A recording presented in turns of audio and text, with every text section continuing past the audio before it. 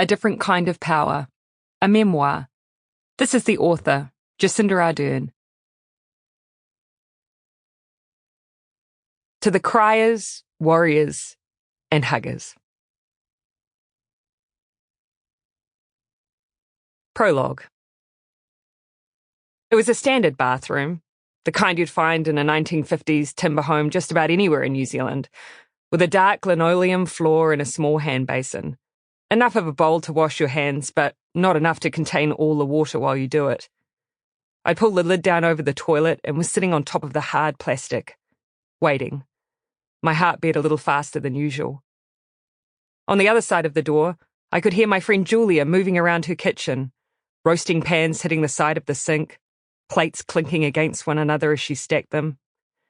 She was likely scraping away the remains of yet another dinner I'd only pushed around my plate. This time, chicken with roasted kumara, pumpkin, potato, and fresh green beans. Julia was an excellent cook. I was just a nervous eater, especially now. For the past 7 weeks, I'd been living on a diet of cheese, crackers, and my mother's homemade bliss balls, giant energy-laden lumps of pureed dates, cashews, and chia seeds that had a tendency to take up residency in my front teeth. That might be fine if these golf ball-sized snacks were being eaten in the privacy of my own home, but I'd been eating them on the road, in the middle of a campaign to determine whether I would become the 40th Prime Minister of New Zealand. Weeks had passed since election night, and I still couldn't answer that question.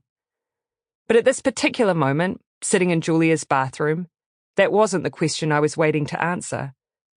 I glanced down at my phone. Just a few more minutes.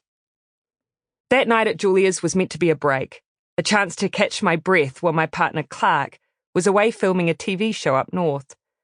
I still had on my black and white sneakers, lycra leggings, and purple hoodie.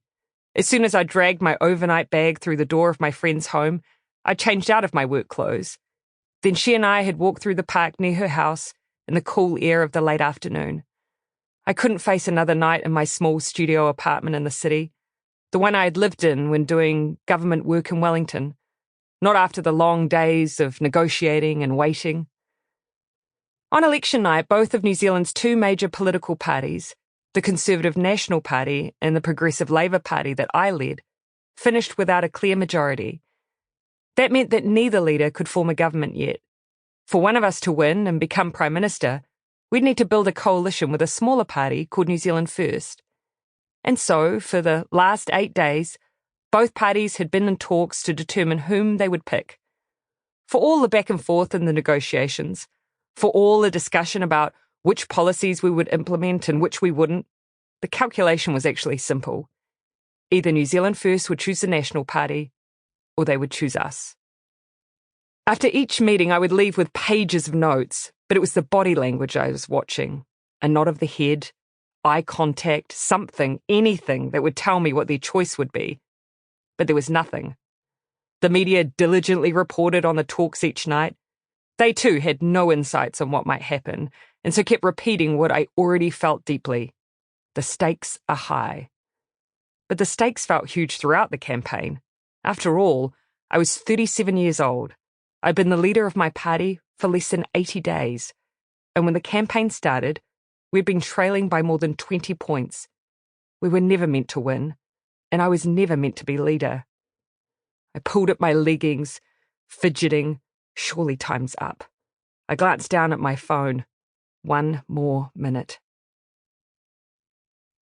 My whole short life, I had grappled with the idea that I was never quite good enough, that at any moment I would be caught short, and that meant, no matter what I was doing, I had no business doing it. That's why I believe mine was a personality better suited to work behind the scenes.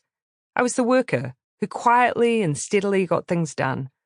I wasn't tough enough to become an actual politician. My elbows weren't sharp enough. My skin was too thin. I was idealistic and sensitive. Becoming a member of Parliament, I was certain, had been happenstance. But it turned out my fear of failing, of letting people down, was overshadowed by a grinding sense of responsibility. And so, as unlikely as it had once seemed, I became the deputy leader of my party, then leader, and now, possibly, the next Prime Minister. Sample complete. Ready to continue?